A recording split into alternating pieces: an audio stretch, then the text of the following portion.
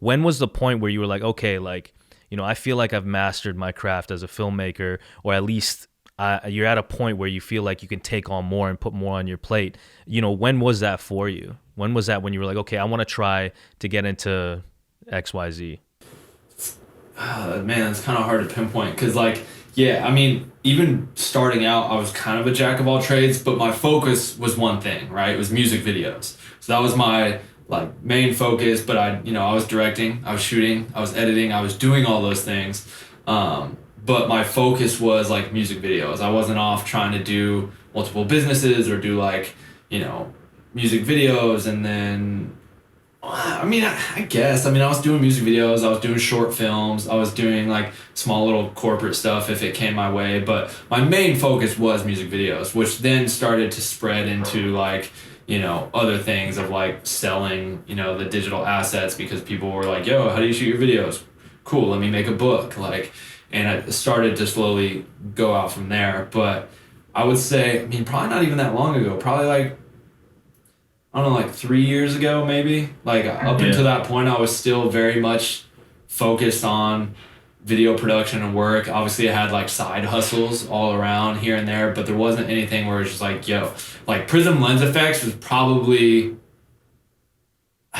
because Tropic Color we started before Prism Lens Effects, but it wasn't like it still felt very much like a kind of just side hustle thing. Like we built this thing, it's cool, it's doing well, but it wasn't like that was like a huge just focus and our main focus. But Prism Lens Effects took so much more like just time and energy, and that was probably like I think 2 years ago. So it was like right around before then, right around then that it was like starting to just like really spread out and do a bunch of different things because there was like there's still a bunch of things that I want to do right now, like there's so many different things, and it's just like to try and find the time in the day for all that stuff is rough. But I think it was right around then, so probably like 2-3 years ago, where I was like, all right, I've established myself, I have a name recognition, I've shot hundreds if not thousands of music videos, I've built a successful business with that. Like, let me start to do other things as well. And then, yeah, so probably like 3 years ago, because that's when I bought, I think 3 or 4 years ago oh shit, maybe, no, that was 5 years ago when I bought my first, I don't know, man. I don't know. I guess I've just always been all over the place doing a bunch of different stuff. You know what I mean? But yeah, certainly early on, my focus was like, yo, I'm going in on music videos, and that was my focus. And then you get to a point where you're able to start diving into the other things that you want to do. But I would say certainly early on, focus on one thing, but by no means would I ever recommend someone to stick to the one thing for the rest of their life, like, and only do that one thing. That never.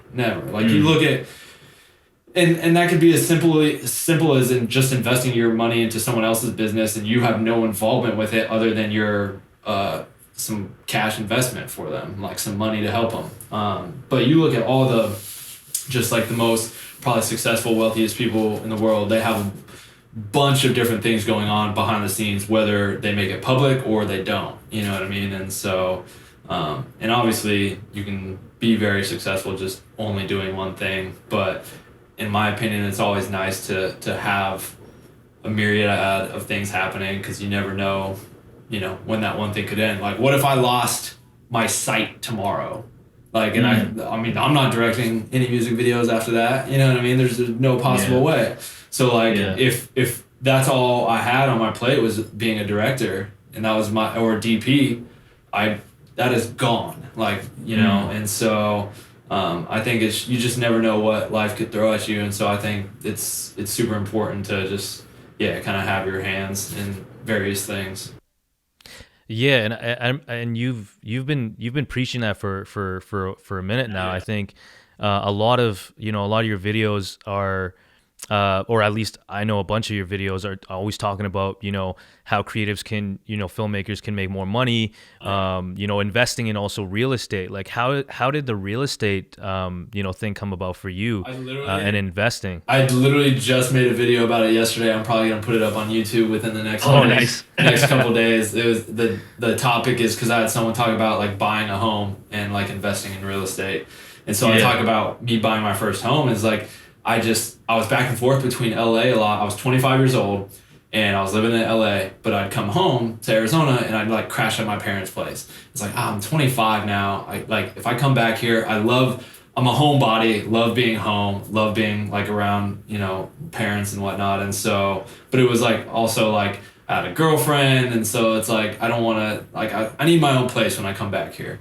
And I just knew I didn't want to pay rent. Like I wanted to own something. I didn't want to be paying someone else's mortgage. Like I wanted to have my own space and take the money I'd saved up and invest it and put equity into, a property. And just my mom had been a real estate agent for like 2 or 3 years prior to that. She had just started doing it now that we were all out of the house, like all the kids. And she was just, every once in a while would say little things about, real estate or talking about sales and just, I knew real estate. I grew up watching HGTV, so I knew real estate could be like lucrative and, if done right and be a good investment. And so I just bought a house and then I was going back to LA and I was like gonna be gone for 2-3 months back in LA doing a bunch of stuff. And my mom was like, why don't you put it on Airbnb? I was like, okay, like cool. And threw it up on Airbnb.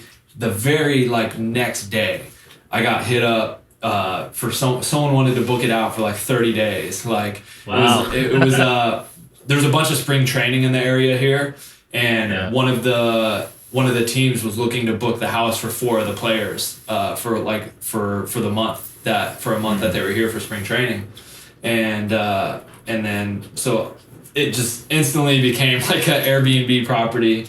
And I just started doing that and just saw like, oh, I'm making like, $2,000 a month and not having to pay my mortgage or bills. Like, this is sweet. And then when I'd come back to Arizona, I would just sleep there. Or if I wanted to book it out, I'd book it out and then go sleep at my parents' place again. Just depends how, if it was booked or not, or if I wanted it to be booked. And yeah, so that was like, oh shoot, like this is kind of crazy. Like this is like a very passive income. I own this house. I'm not paying anything on it. Other people are paying it for me, but I'm making money. And the very next year, so I let that ride for a full year, and I took all the money that I made from that place and bought another one and did the same thing. And so I had to put more too, because I took all the money that I made from that property and then I brought in a little bit more money too and bought a second one, did the same thing. And then that one did well. And so that's like kind of where I started realizing just like the value of real estate and owning property. And I think a lot of people, the misconception that they don't understand too is like when you put your down payment on that house, like that money's there. The equity is in the house. It's not just like gone. You buy a TV and that money's out the window, right? Like you can't get that money back. But like when you put that down payment on a house, like when you sell that house, you're gonna get that down payment back. So it's just the money is still yours. It's just sitting in the house instead of the bank. And so like just knowing that, and then eventually 3 years later, I sold that house and I got my down payment back. I made $70,000 on the sale because the property value had gone up. And, over the course of the 3 years of it being an Airbnb, probably somewhere between $50,000 and $60,000 in profit. So it's like all of a sudden I had $180,000 in my bank account, 3 years later from that and that only. And so I was just like, shit, like, okay. So, so that's why I've just like, I'm kind of I've dove into properties, a decent amount and have kind of talked about that on just like Instagram and YouTube and whatnot. So just kind of happened randomly. It was never a plan. It was never like, yo, I want to get into real estate. Like it just kind of happened, and you just start to identify, oh, okay, this is work. Like now if I do a second one and you just start to, at least for me, that's what it was identifying like, oh, this is working like this, and if I get another one I can make this and roll that money into this one. Like, but yeah, by no means was it like, yo, I'm gonna start buying all these properties, I want to invest and become a real estate person or blah blah blah blah. Just that stuff just kind of happened after buying what I wanted to be a home to live in. Thanks for tuning in. I hope you enjoyed it. To support this channel, go to patreon.com/Cassius to get more videos like this and on topics such as filmmaking, creativity, and business. Thanks so much for watching.